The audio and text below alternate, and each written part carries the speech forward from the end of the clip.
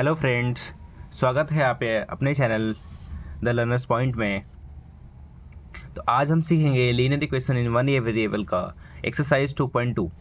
Exercise 2.1 हमने इससे पहले की वीडियो में हमने सॉल्व कर लिए हैं, जिसमें क्वेश्चन नंबर 1 से क्वेश्चन नंबर 10 तक था। तो हमने सारे क्वेश्चन एक एक क्वेश्चन का मैंने सॉल्यूशन अलग अलग वीडियोज़ में अपलोड कर रखा है, तो आप उसे देख सकते हैं। तो आज हम स्टार्ट करेंगे एक्सरसाइज 2.2, जिसका पहला क्वेश्चन है।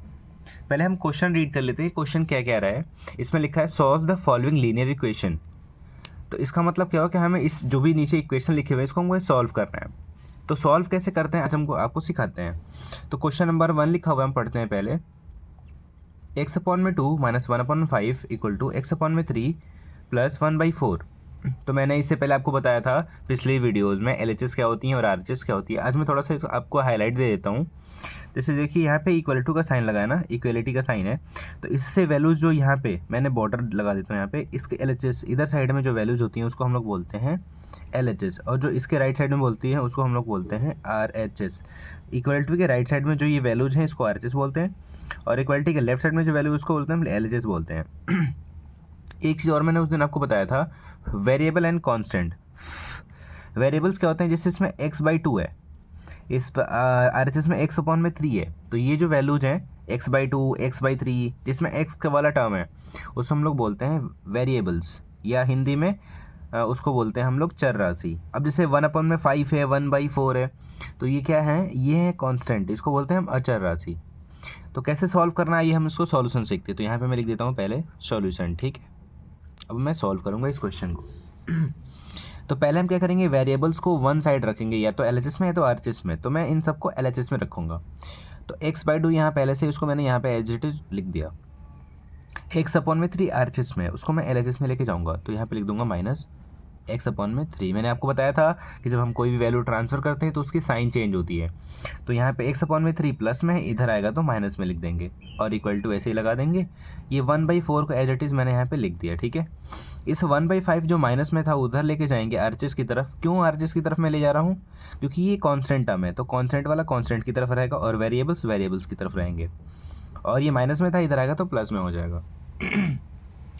तो अब इसको हम क्या करेंगे, देखो यहाँ पे फ्रैक्शन नंबर्स हैं सारे, जिसके डिनोमिनेटर और न्यूमरेटर होते हैं, तो उसको हम लोग बोलते हैं फ्रैक्शन नंबर। तो फ्रैक्शन को हम सॉल्व करने के लिए पहले हमें एलसीएम लेना पड़ता है। तो 3 और 2 का एलसीएम लेंगे तो 6 हो जाएगा, ठीक है। यहाँ पे कुछ नहीं होता तो वैल्यू 1 होती है दोनों तरफ, ठीक है ना। अगर कुछ नहीं वैल्यू हो अगर वेरिएबल्स के साथ तो 1 होती है। तो 2 से डिवाइड करेंगे 6 में तो 3 टाइम्स में होगा। 3 से फिर ऊपर मल्टीप्लाई करेंगे तो 3 1 जा 3 और x लग जाएगा, माइनस इससे फिर डिवाइड करेंगे 3 2 जा 6, 2 टाइम्स में, 2 से फिर ऊपर मल्टीप्लाई करेंगे तो 2 1 जा 2 और x हो जाएगा, इक्वल टू ये हो जाएगा। इधर भी वैसे ही करेंगे, एलसीएम लेंगे हम लोग। 5 और 4 का एलसीएम आ गया 20, 4 5 जा 20 और 5 1 जा 5 हो जाएगा। फिर प्लस 5 से करेंगे तो 5 4 जा 20, 4 1 जा 4 हो गया। यहाँ तक क्लियर है। फिर 3 में से 2 माइनस करेंगे तो यहाँ पे आ जाएगा 1x इक्वल टू हो जाएगा 6, नीचे अपॉन में 6 हो गया।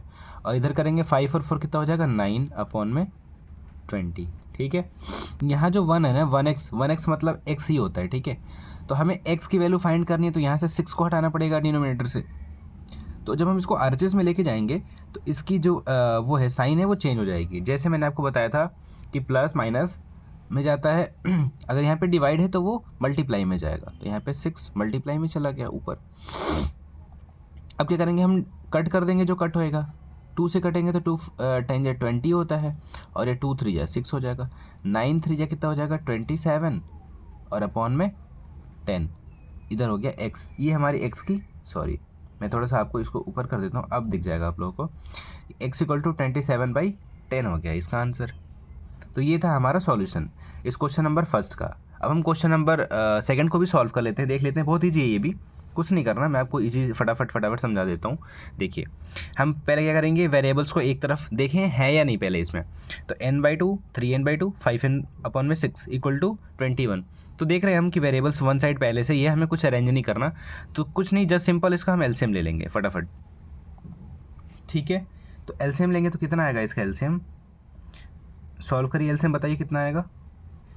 2 2 और 6 का एलसीएम, सॉरी यहाँ पे 2 नहीं है, यहाँ पे 4 है, बाई मिस्टेक मेरे से हो गया था। यहाँ पे 4 है, ठीक है। 2 4 और ये 6 है। तो एलसीएम लेंगे तो कितना आएगा इसका एलसीएम, 2 और 4 और 6 का, आई थिंक मुझे लग रहा है 12 आना चाहिए, ठीक है। तो 12 आ जाएगा, ठीक है ना। तो 2 से जब हम इसको सॉल्व करेंगे 6 को कितनी बार में आएगा, 6 टाइम में, 2 से 12 6 टाइम में, तो 6 इंटू एन 6n हो जाएगा। फिर माइनस 4 से इसको करेंगे तो 3 टाइम्स में आएगा, तो 4 3 कितना हो गया, 3 टाइम्स में, और 3 3 फ्री हो जाएगा 9, ठीक है।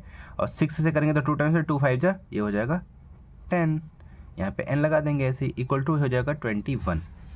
इतना क्लियर है आपको, ठीक है। अब 6n में से 9n माइनस करेंगे तो 6 में से तो 9 माइनस होता नहीं, तो हम 9 में से 6 माइनस कर लेंगे, उल्टा रिवर्स। तो मैंने आपको रिवर्स माइनस करना सिखाया था कि हम जब भी उल्टा माइनस करते हैं तो माइनस का साइन लगा देते हैं, और प्लस का यहाँ पे हो जाएगा 10n, और अपॉन में हो जाएगा ये 12, इक्वल टू हो जाएगा हमारे पास 21। अब हम क्या करेंगे कि 3n है, यहाँ पे 10n है, एक नंबर माइनस में एक नंबर प्लस में, तो जब भी डिफरेंट साइन होता है तो मैंने आपको बताया था कि यहाँ पे सब्ट्रैक्शन होता है हमेशा, तो 10 में से 3 गया तो 7n आ जाता है, ठीक है। अब तो ये तो हो गया सब्ट्रैक्शन, पर साइन किसका लगेगा, तो जो बड़ा नंबर होता है 10 और 3 में कौन बड़ा है, 10 है, तो प्लस का नंबर आ जाएगा यहाँ पे, और प्लस का साइन हम अगर नहीं भी लिखेंगे तो भी चलेगा, इक्वल टू 21, ठीक है इतना। अब 7 हमें n फाइंड करना है ना, तो हम n यहीं पे रख देंगे और इक्वल टू 21 पहले लिख देंगे, इतना कर लिया। उसके बाद जो 12 डिवाइड में है वो उधर जाएगा तो मल्टीप्लाई में चला जाएगा, और जो यहाँ पे नंबर 7 ये n के साथ मल्टीप्लाई लिखा हुआ है तो वो इधर आएगा तो वो डिवाइड में चला जाएगा, ठीक है। अगर प्लस आप नहीं लिखते हो तो भी कोई इशू नहीं है।